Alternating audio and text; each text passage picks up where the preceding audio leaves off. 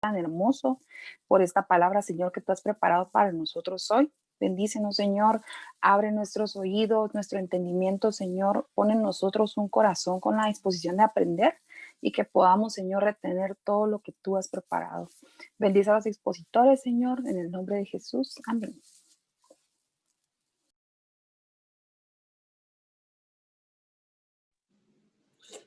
Marce, te dejamos el tiempo para que nos puedas seguir ahí instruyendo acerca del tema.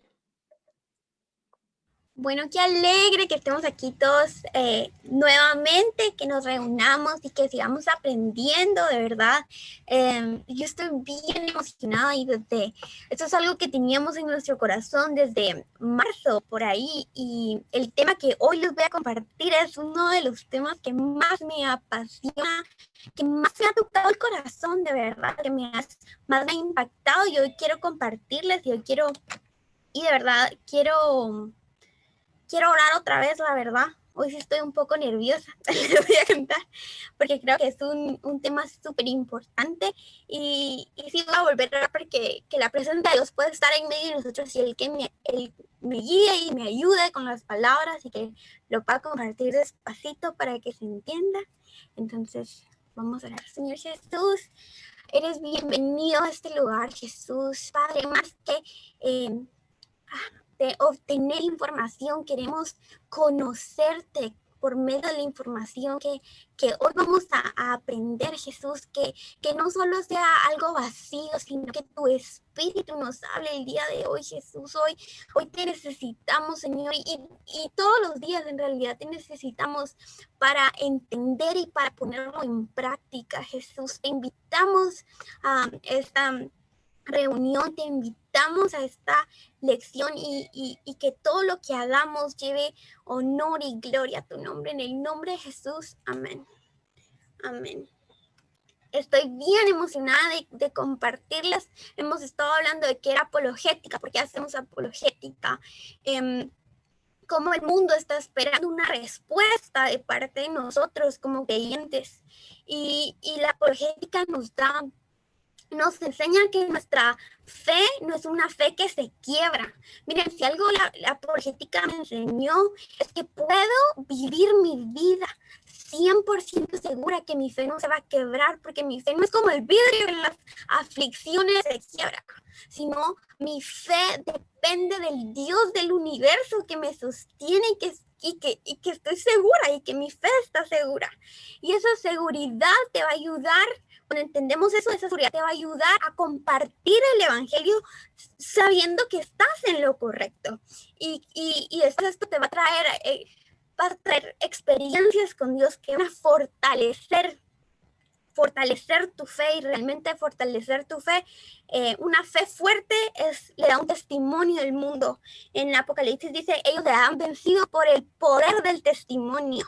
Y eso es lo que hoy quiero que aprendamos, que en nuestro testimonio podamos vivir la fe y que nuestra fe pueda ser sólida. Y hoy vamos a hablar del problema del mal. Este problema es importante porque es un problema universal. Todos aquí y todos en el mundo vamos a pasar por circunstancias y por problemas y por sufrimiento. Es un problema práctico. No es tanta, es teoría, sí, en parte, pero es un problema que todos vivimos, es algo práctico que vivimos. Y el problema del mal es el argumento número uno en contra del cristianismo que usan las personas de afuera. ¿Qué es el problema del mal? El problema del mal también se conoce como teodicia, se me olvidó encontrar el nombre en español, entonces me disculpo, ahí se los voy a dar. Y este es el problema que habla. Si Dios existe, ¿por qué hay tanta maldad en el mundo? ¿Alguien les ha preguntado eso? ¿Se han inventado esa pregunta? Si Dios existe, ¿por qué sufro? Yo creo que es una pregunta muy, muy usual y es algo, y tiene mucha lógica, ¿verdad? Tiene mucha lógica. Y tenemos que entender que este argumento viene por tres cosas que el mundo no puede consolidar, no puede entender. Como cristianos nosotros creemos que Dios es bueno omnipotente y omnisciente. El problema del mal que usan las personas afuera del cristianismo dice que nosotros no podemos establecer que Dios es bueno, que es omnipotente y es omnisciente con la existencia del mal. Porque una indica que la otra no es verdad. ¿Cómo así? Es esto. Si Dios es completamente bueno, ¿por qué deja que cosas malas pasen? Si Dios es omnipotente, ¿por qué no detiene la maldad? Si Dios es omnipresente, ¿por qué no evita que pasen cosas malas? ¿Me entienden? Eso es un pensamiento muy lógico y esto no es nuevo. Este problema ha venido de décadas y cada vez más teólogos han empezado a enfrentar este problema para hacerles entender que realmente Dios puede ser bueno, omnipotente y omnipresente. Hay 5 maneras de reconciliar este pensamiento y 5 maneras diferentes. El ateísmo dice que no puede ser verdad. Entonces, por ejemplo, si Dios no puede ser bueno, Dios no puede ser omnisciente, Dios no puede ser omnipotente. Entonces la respuesta del ateísmo a este problema dice, simplemente Dios no existe, porque no puede ser todas. Simplemente no existe, porque la maldad existe, Dios no existe. El panteísmo niega que Dios es bueno. Y esto es muy usual. Si ustedes miran películas o algo así, hablan de los dioses que no son buenos, Dios como el dios de ira o un dios así, miramos más que todo en 15.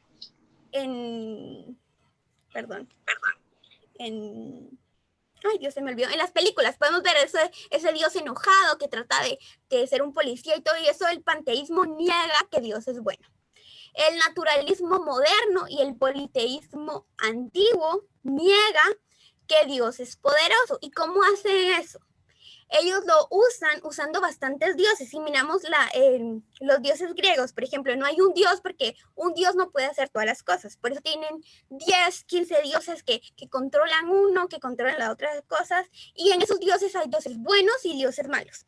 Así es como ellos solucionan el problema del mal, diciendo que no, si Dios no es completamente bueno y Dios no es completamente poderoso. Hay dioses buenos que pueden hacer algunas cosas, pero dependen en otros dioses que pueden hacer otras cosas. Después está el idealismo. Estas son como religiones más nuevas, como la religión del scientist, Christian scientist, eso es lo que le llaman, y niegan la existencia de la maldad y dicen, no, la maldad no existe. Lo que pasa es que la maldad es un producto de personas que no han sido iluminadas, que el inconsciente no ha sido iluminado y hacen maldad, pero la verdad la maldad no existe en sí. Y después estamos nosotros como cristianos. Como cristianos, nosotros creemos que ninguna de las 4 características se contradicen a sí mismas. ¿Cómo así? Que Dios puede ser bueno, que Dios puede ser omnisciente y Dios puede ser omnipresente y la maldad puede existir. Nosotros pensamos que eso no contradice nada. Entonces, ¿cómo lo probamos?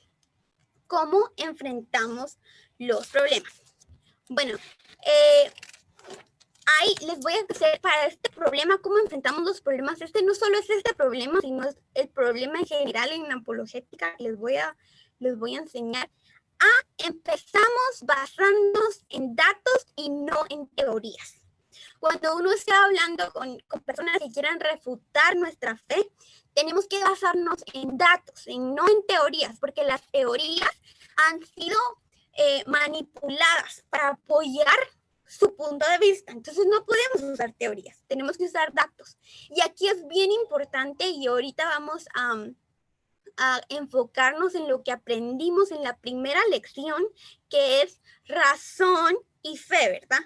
Los datos que vamos a usar para el problema del mal son datos que provienen de la fe y también de las pruebas que nosotros tenemos como cristianos, pruebas autoritarias como la Biblia. Entonces, todo lo que nos vamos a basar para enfrentar el problema de la fe vienen de datos que tenemos autoritarios de la Escritura. Entonces, primero nos empezamos basándonos en datos, no en teorías. Y el segundo paso es no comprometemos los datos. Amigos, esto tiene que ser algo que nos tenemos que acostumbrar. La apologética en inglés se dice apologetics, pero hay una palabra muy similar que se llama apology. Apology es disculpa. A mí, el presidente de mi universidad siempre me dice, nosotros no nos disculpamos por lo que creemos. Nosotros defendemos lo que creemos, no lo disculpamos. Entonces, el número 2 es muy importante que nosotros lo entendamos. No comprometemos los datos que tenemos en la Escritura. Muchas veces nos van a decir, no, es que lo que dice Génesis lo puedes ver por medio de eso. No comprometamos los datos que creemos en fe. Usted y yo tenemos que pararnos firmes y saber que la Biblia está escrita y está inspirada por Dios. Y es útil para corregir, es útil para hacer todas estas cosas. Si nosotros no somos fieles a los datos principales que tenemos, no vamos a poder defender nuestra fe. Como dijimos, hay otras de naturalismo y muchos que dicen, no, Dios no es completamente bueno. No, hermano, usted y yo sabemos que Dios es completamente bueno. No es que tal vez no es todopoderoso, no. Tenemos que empezar no comprometiendo datos, sino entendiendo que por fe hay una manera de probar que Dios es poderoso, que Dios es completamente bueno, aun cuando la maldad existe. El número 3 de cómo enfrentamos este problema son palabras claras y sencillas. Esto es complicado porque se vuelve muy complicado si lo hacemos complicado. Pero recuerde que el evangelio, primero que todo, fue esparcido por pescadores. Si un pescador lo puede entender, todos lo podemos entender. Y me impresiona esto, que el evangelio que Jesús predicó era un evangelio simple, que se podía entender. Entonces, primero que todo, tenemos que agarrar y no complicarnos tanto, hacerlos con palabras claras y sencillas. Número 4, tenemos que pensar lógicamente, analizando nuestros parámetros. Tenemos que también analizar lo que creemos, cómo lo creemos, y que todo lo que creemos tenga una secuencia lógica. Y 5, no trate de ser original. Yo creo que Rodrigo dijo esto. Y esto nosotros le decimos, todo lo que estamos enseñándoles, eso no es algo que nosotros inventamos o algo, no. Nos estamos parando en los pies de nuestros hermanos y nuestros amigos que por años han estado investigando esto. Entonces, tiene que basarse en autores cristianos, tiene que ir a leer, tiene que ir a buscar más. Yo le voy a dar autores que me encantan. La verdad que la mayoría de cosas que hemos basado este estudio es de un libro de apologética que los escribe Peter Kreeft. Y ahí les voy a pasar los nombres después. También C.S. Lewis es un maestro en apologética. Yo les enseño aquí. Tengo sí, 3, 4 libros que me he basado para buscar. Y mira, aquí los tengo todos usados.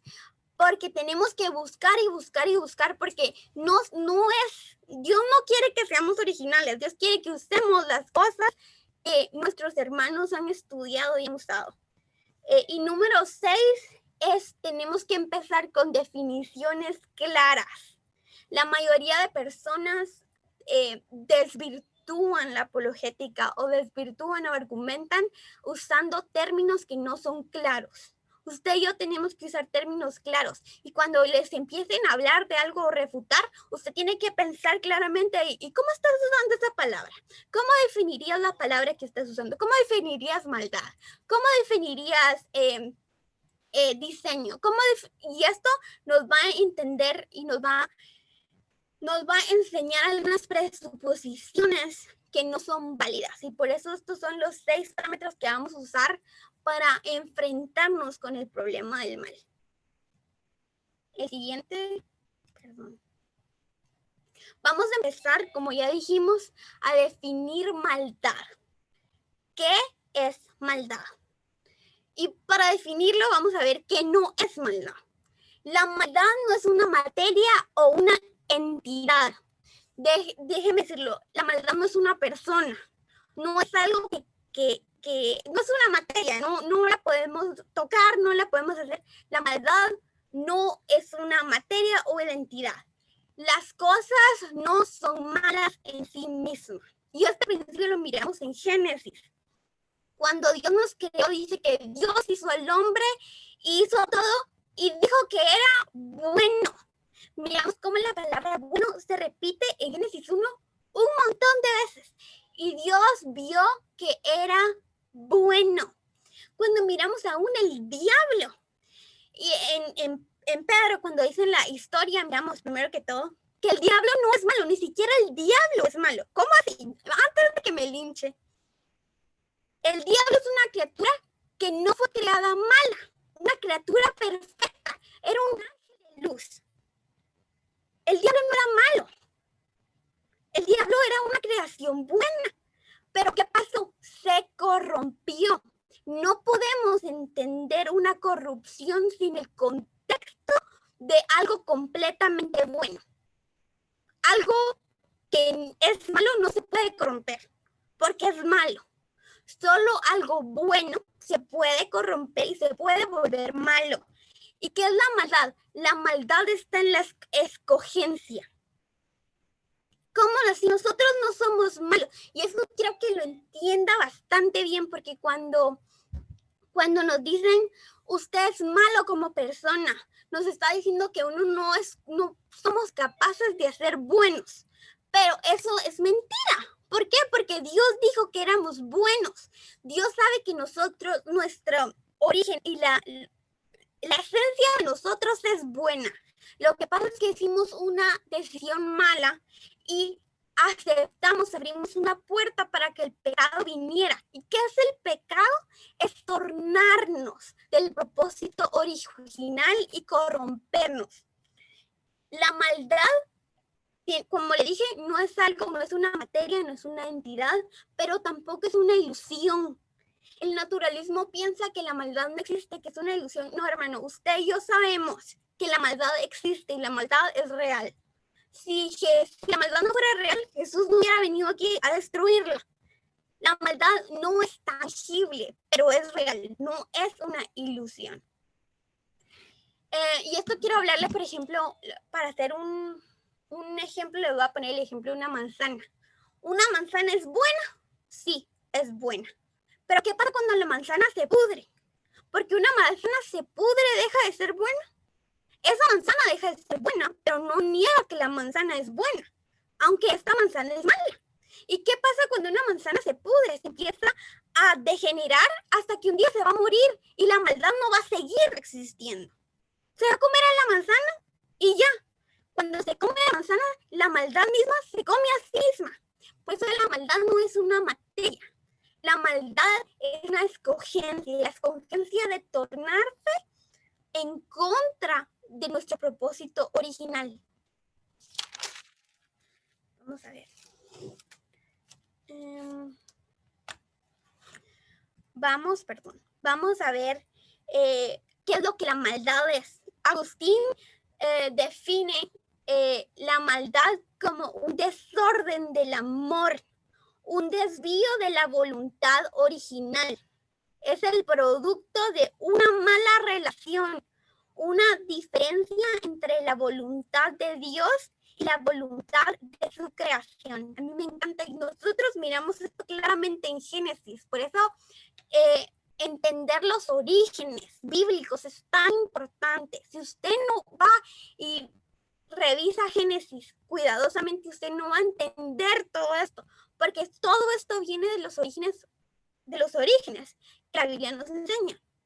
Y algo bien impresionante que estaba leyendo, este semestre estoy tomando una clase del Pentateuco y empezamos a estudiar Génesis completamente y miramos que la definición de bueno y lo malo es lo primero que es definido en Génesis 1 y dijo Dios que era bueno y el único que define entre bueno y malo es Dios. Y si usted mira en Génesis 2 dice, no es bueno que el hombre decida entre bueno y malo. Entonces agarraron ese fruto. ¿Y por qué? Porque lo bueno y lo malo no es una decisión, sino es comunión. Por ejemplo, usted no dice, hijo, ¿qué quieres tomar? ¿Agua o veneno? Usted quiere que su hijo sea libre, pero obviamente no le va a dar una escogencia así. Así era Dios. Dios no quería que nosotros pudiéramos decidir entre lo bueno y lo malo, que tuviéramos el conocimiento entre el bien y el mal. ¿Por qué? Porque era algo que no nos correspondía a nosotros. Muchas veces nosotros confundimos ser creados a la imagen de Dios en ser Dios. Y eso hay dos totalmente diferentes. En el griego, la imagen de Dios es el imago Dei y ser como Dios es solo el Dei. Nosotros no somos Dei, nosotros tenemos la imagen de Dios, pero no somos como Dios. Y como Dios era el único que podía decidir entre bien y mal. Nosotros no, porque estamos en comunión, porque somos hechos para estar en comunión, somos hechos para hacer el bien. No somos hechos para elegir, somos hechos para hacer el bien y estar en comunión.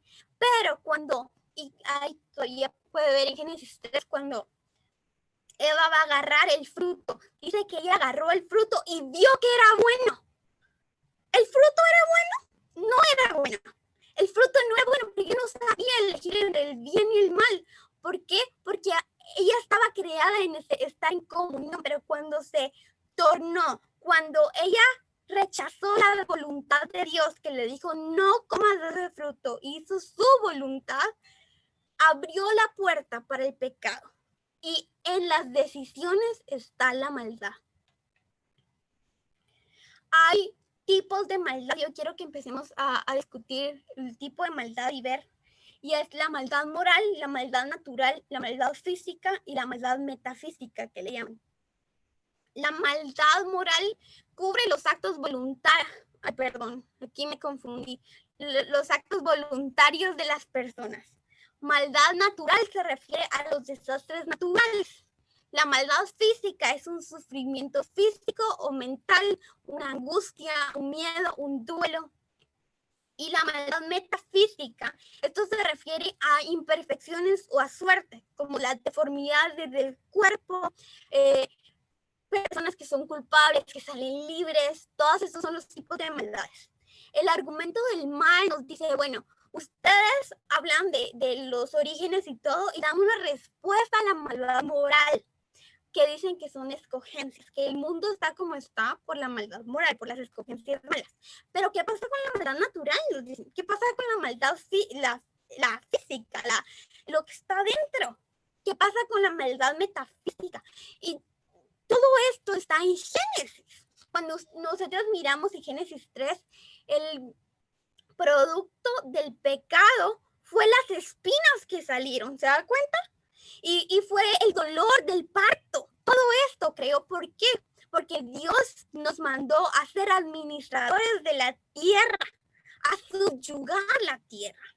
Entonces había un impacto de cuando nosotros dejamos y escogimos tornarnos de nuestro propósito original y hacer el mal. Todo esto, el mundo quedó en pecado y abrimos la puerta a la maldad. Y por eso nuestra naturaleza y todo esto nos enseña el sufrimiento.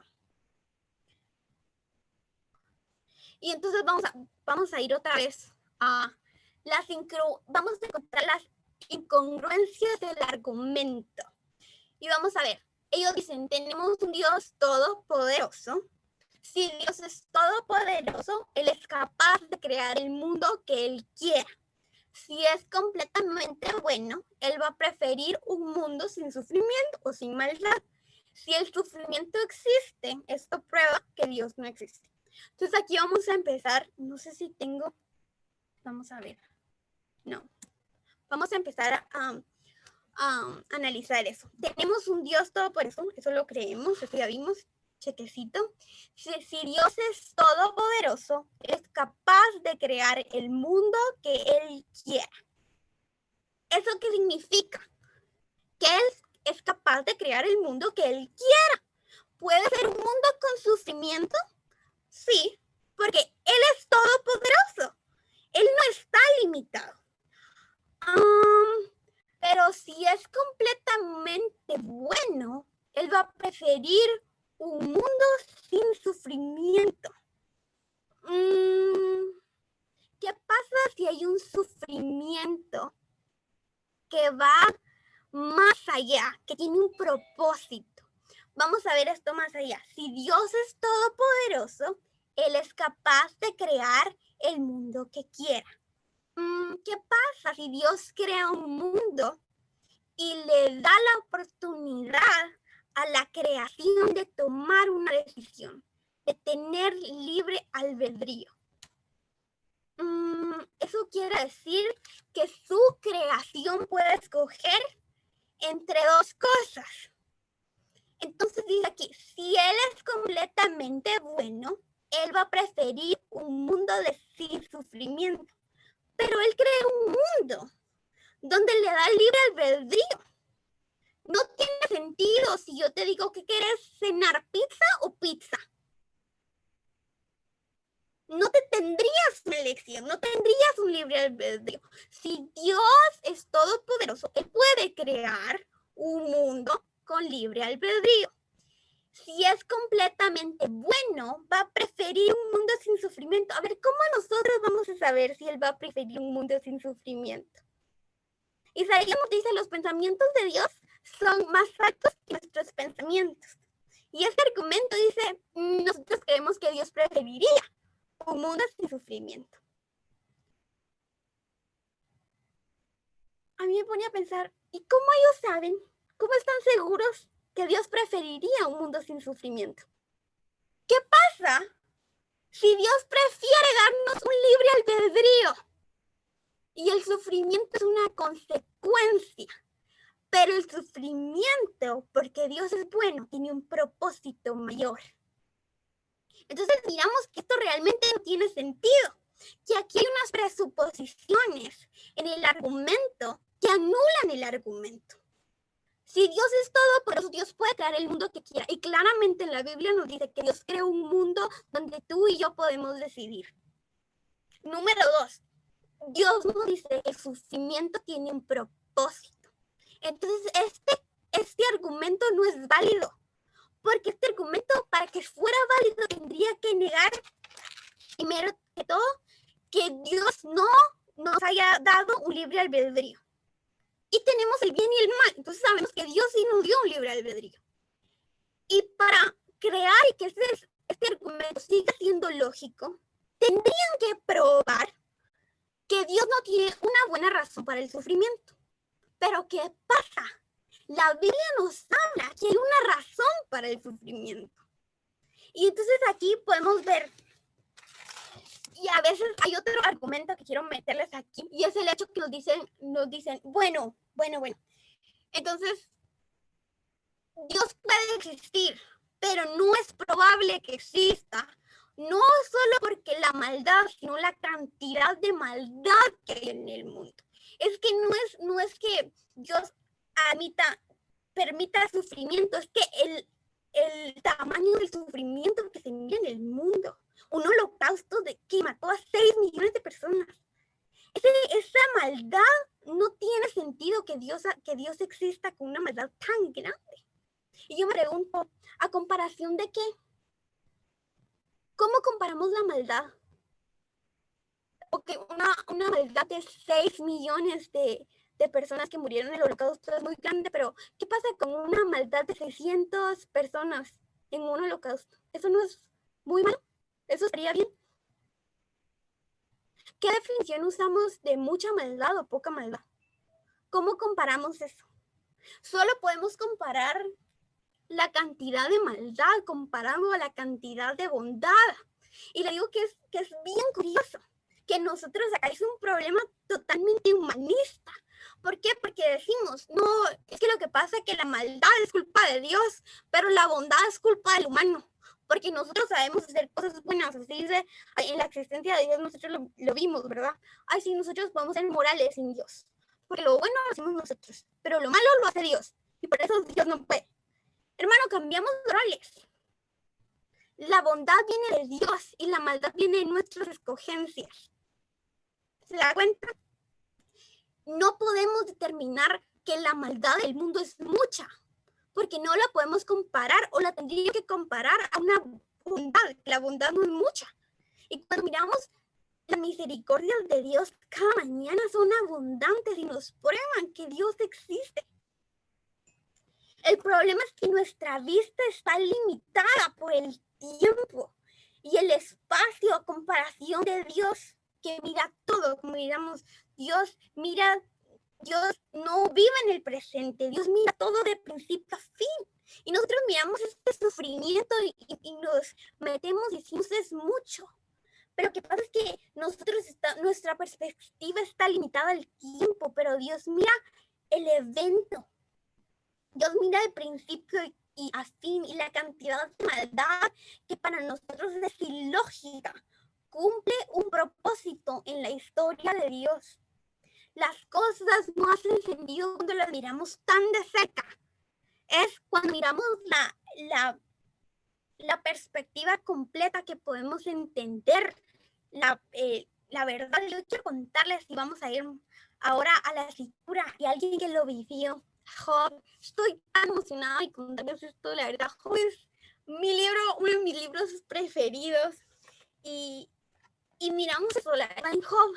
Miramos ese sufrimiento y miramos este problema que no es un problema simplemente de las personas afuera, sino es un problema de adentro. Mi pastor aquí en Estados Unidos nos dice, ustedes tienen que crear una teología de sufrimiento, porque todos aquí vamos a sufrir. Si uno no aprende cómo sufrir correctamente, uno no va a crecer como cristiano. ¿Por qué? Porque el problema del mal no es algo que nos sorprende a nosotros como cristianos. Es más, es algo que nosotros esperamos como cristianos. Dios prometió que iban a haber maldades. Y hoy vamos a ver el libro de Job. Vamos a ver qué es lo que Job aprendió en medio del sufrimiento. Y quiero que vayamos a Job 1. Y vamos a aprender aquí. Muchas personas en la historia han tratado de cambiar el mensaje del libro de Job. Y es bien interesante ver cómo hemos puesto la luz que queremos al libro de Job. Pero hoy quiero invitarlos a que leamos las cosas subjetivamente. Yo les quiero contar 2 reglas de hermenéutica para que les van a ayudar para sus estudios de la Biblia. Y en la luz de estos 2 principios vamos a leer esto. Y hay 2 principios en hermenéutica que son sumamente importantes. Hermenéutica es como leemos la Biblia. Es la interpretación de la palabra de Dios. Es el estudio de la interpretación de la palabra de Dios. Entonces, 2 de los principios fundamentales es esto. Cuando uno lee la palabra de Dios, uno puede confiar en 2 voces. Primero, la voz de Dios, porque sabemos que Dios no miente. Y 2, la voz del narrador. ¿Por qué? Porque sabemos que el narrador fue inspirado por Dios. Si usted no le cree al narrador de la Biblia, usted lee la Biblia, te vale. Pero hay otras personas que nosotros no les creemos tanto. Y cuando lee a David, a Jacob, a muchas de esas personas se da cuenta que ellos mienten bastante. Y a los personajes y a los diálogos no les creemos hasta que miramos el contexto. Y en ese principio hermenéutico vamos a usar para analizar a Job. Y el principio, Job 1 dice, hubo en la tierra de Uz un varón llamado Job.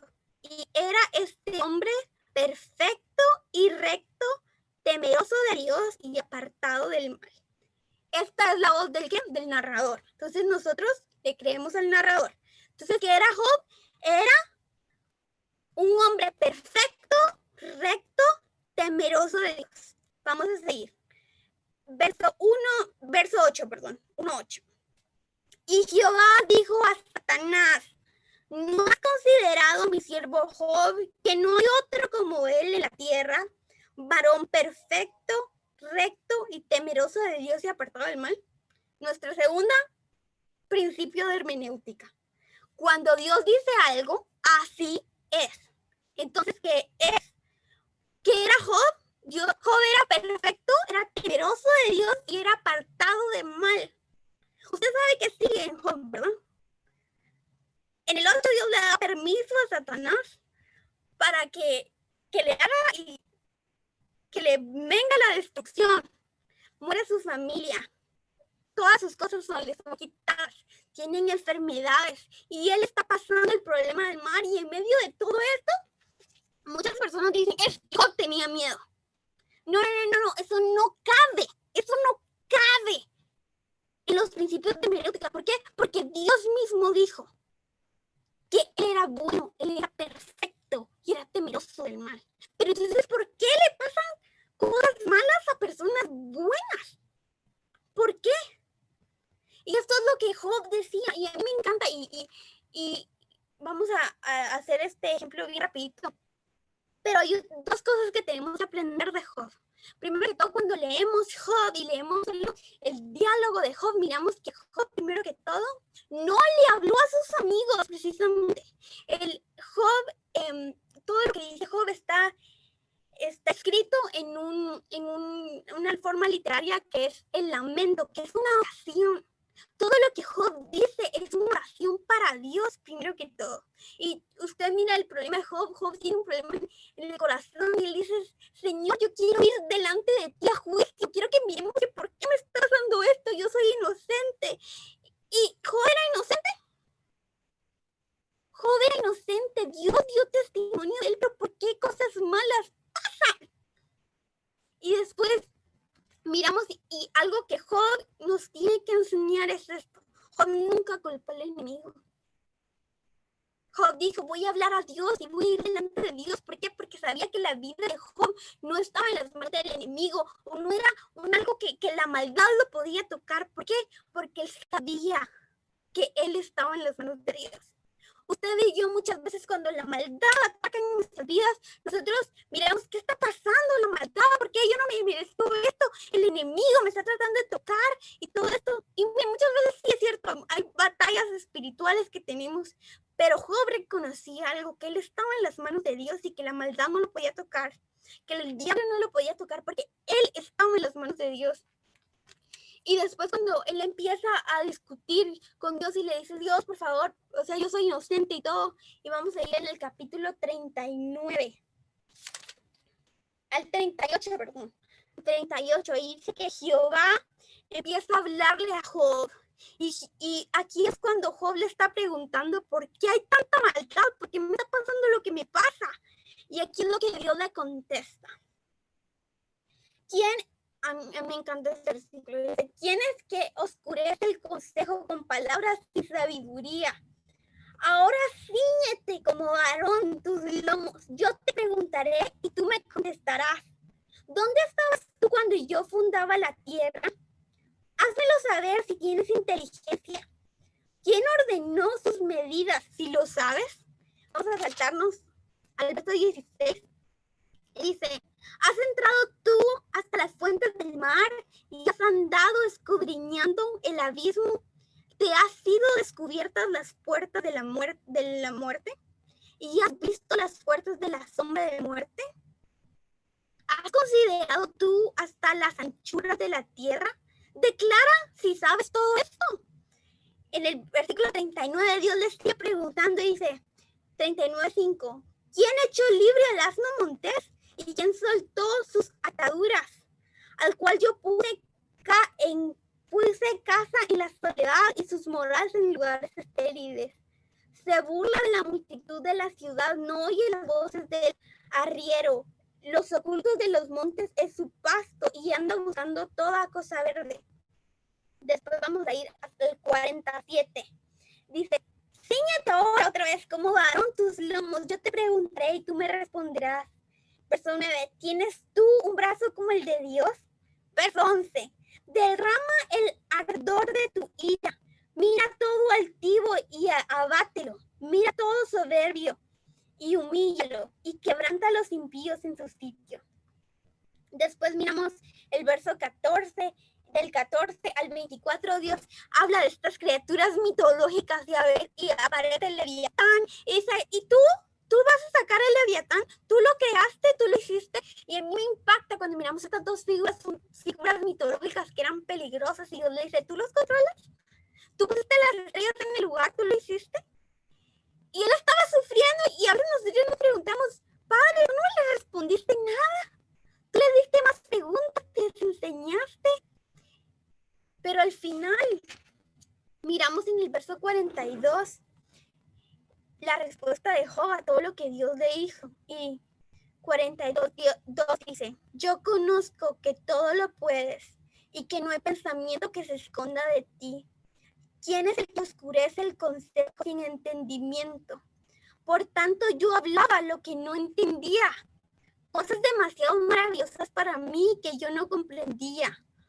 Oye, te ruego y hablaré, te preguntaré y tú me enseñarás.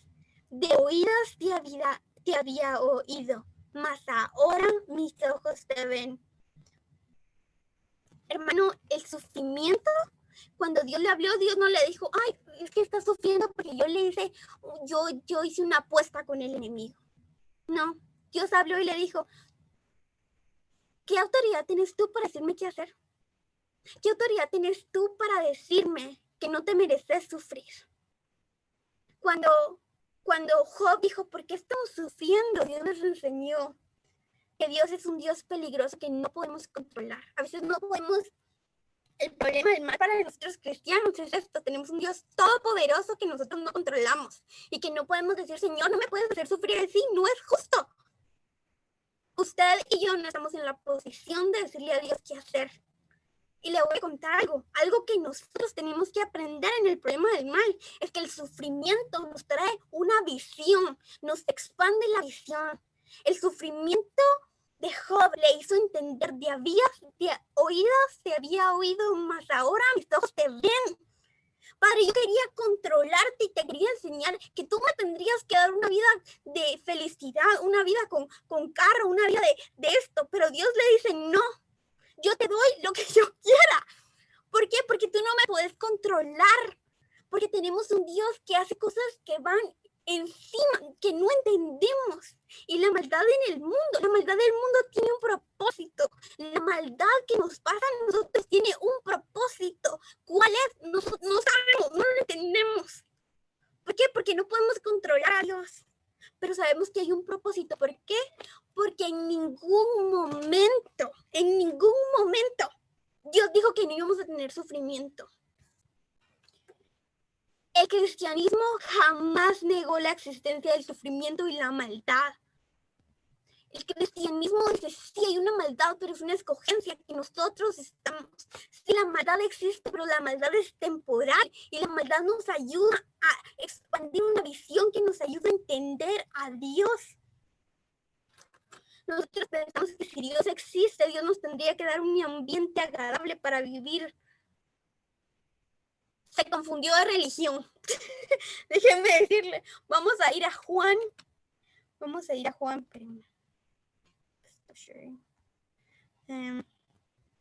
leer unos versículos que nos van a hacer entender por qué el sufrimiento pasa. Vamos a ir a Juan 16, 33. Y aquí le voy a decir, la verdad, la Biblia no nos esconde el sufrimiento. Juan 16, 33 dice, estas cosas os he hablado para que en mí tengáis paz. En el mundo tendréis aflicción, pero confía, yo vencí el mundo. Segunda de Corintios 6, del 5, 6:5. Perdón, 4.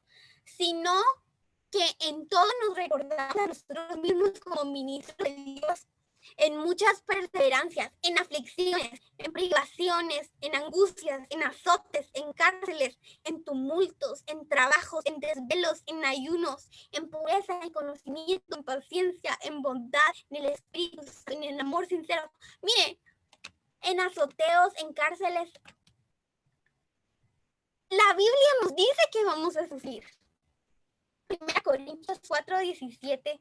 Vamos a irla a buscar.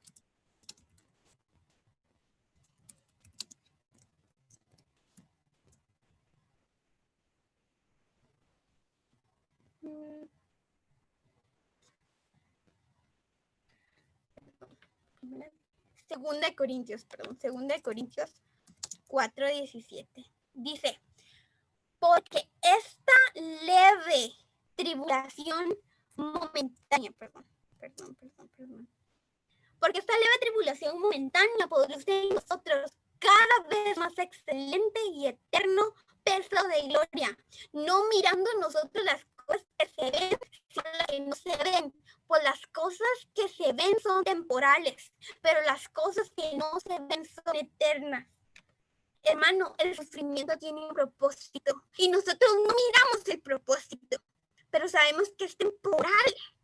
Pero en medio del sufrimiento, Job tuvo una visión de quién era Dios, y él dijo, de oídos te había oído, mas ahora mis ojos te ven. Pablo dijo una y otra vez, yo vivo para conocer a Jesús. Eso es la pasión. Si el sufrimiento nos enseña y nos da una visión de quién es Dios, el sufrimiento valió la pena. Nosotros tenemos la promesa de que en el cielo no va a haber dolor. En la tierra hay dolor porque el dolor nos forma. Me recuerdo cuando mi abuelito pasó a la presencia de Dios. Mi abuelito se sentó conmigo y mi hermano y nos agarró y nos dijo, les cuento algo que aprendí. Y nosotros sí, y nos dijo, aprendí que en el cielo no va a haber dolor. Entonces cuando andemos y todo, hay una oportunidad donde podemos adorar al Señor en medio del sufrimiento, y es aquí, no es allá. Hay un propósito para el sufrimiento y el propósito es adorar. Porque la única lugar donde vas a poder adorar en medio del dolor es aquí. Cuando miramos a las personas afuera, perdón, mi cargador, me voy a quedar sin carga, perdón.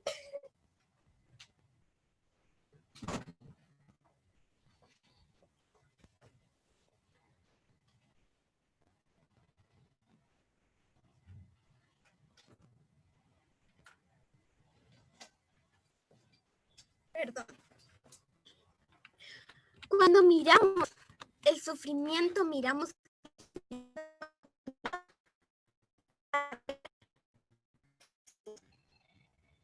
perdón. Aquí estoy, otra vez. El sufrimiento nos da una oportunidad para ver a Jesús, para conocer a Dios. Nosotros como cristianos sabemos que la maldad existe, y es más, esperamos la maldad, porque sabemos que cometimos un error como humanidad y nos alejamos. Pero ahora cada decisión que usted tome es una decisión de regresar al propósito original. La maldad es una elección. Retornar al propósito también es una elección. Entonces póngase a pensar, ¿qué elecciones está haciendo? Conocer a Dios es el propósito final y es lo único que nos va a llevar a la plenitud de Dios. El sufrimiento tiene un propósito. El sufrimiento nos hace conocer a Dios, y conocer a Dios nos da transformación, y la transformación nos lleva a la plenitud. Sí, Dios no vino a darle un ambiente cómodo. Dios vino y mandó a su Hijo para darle una perspectiva de lo eterno y para salvarlo. Y hoy quiero terminar y quiero que oremos. Y sí, yo no sé, yo creo que todos aquí hemos sufrido de una manera u otra, y quiero que oremos todos juntos, y quiero que hoy agarre una perspectiva, que en medio de su dolor usted puede encontrarse a Dios. Y tenemos una tarea bien grande: presentarle la razón de nuestra esperanza a las personas afuera que están sufriendo sin un propósito. Y esto es, vamos a orar. Señor Jesús, gracias porque tú estás aquí, Jesús. Gracias, Padre, porque tú no ignoraste nuestro dolor, Padre. Gracias, Jesús, porque tú viniste aquí a la tierra para darle un propósito a este sufrimiento, Jesús. Padre, yo oro a todos los que están aquí, Jesús, por todos los que están aquí, Jesús. Yo no sé que lo que están pasando, Jesús. Pero yo te pido que tú les abras los ojos y que les puedas dar una visión de lo eterno, Jesús.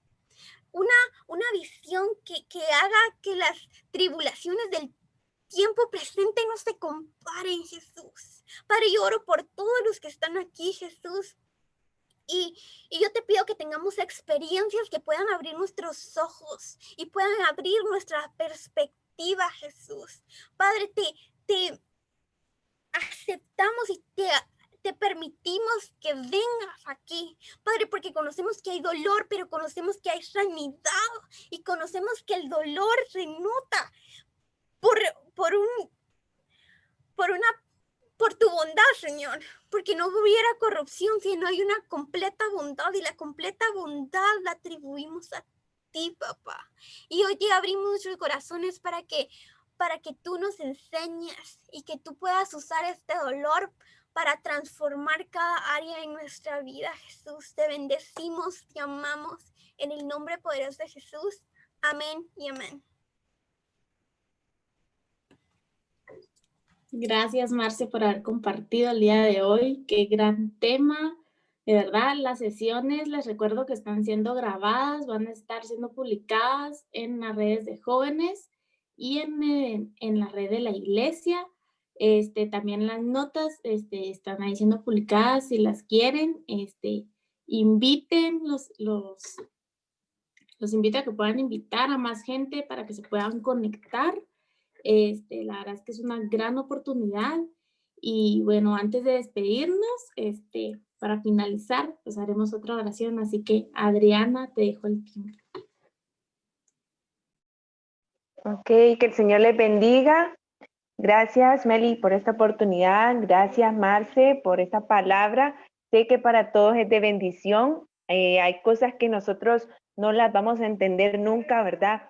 Pero es ahí donde la verdadera fe de nosotros tiene que surgir, en el cual nosotros sabemos que aunque para nosotros las cosas no tienen sentido, tenemos un Dios que nos prometió que va a estar todo el tiempo con nosotros, ¿verdad? Y lo que Marce decía de Job me encanta porque dice Job: desnudo salí del vientre de mi madre, desnudo voy a volver.